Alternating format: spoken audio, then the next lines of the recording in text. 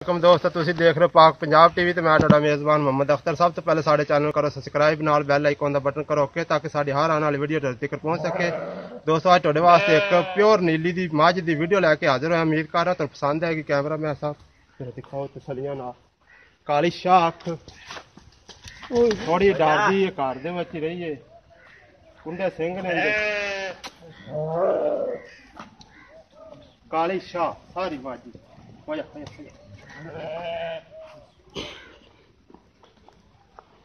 पिछला सुबह जनाब है जो 15 किलो दूध होता है जो काल शाल पानी शुरू करनी है इन तो स्वागत दिसनी नहीं है।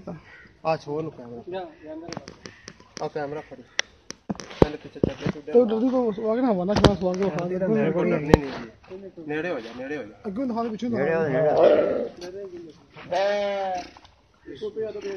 मगरले पास मगर है वो है मगर ये खैर है तो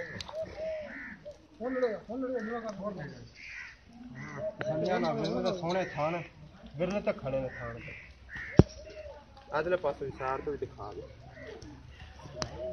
काली शाह मझ पूछल भी काली जंदी प्योर नीली दी मझ किसी बात चिट्टा निशान नहीं है। कीरे पासे जरी जिन्ना चिट्टा निशान है सारी काली शाह मझ।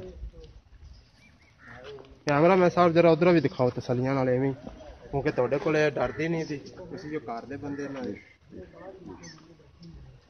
हां जी फिर तो चड्डा भी दिखा दे जरा तसलियां नाल ना करके भाइयों ने तक रोला वे साफ नजर आए।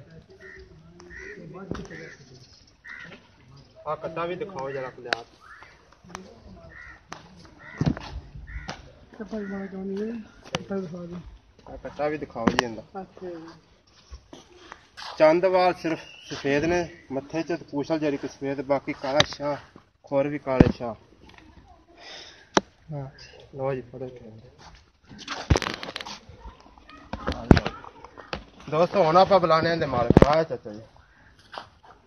चाचा जी घर दी टोडी मझ कर दी ते किन्ने दिनां दी सूई जी?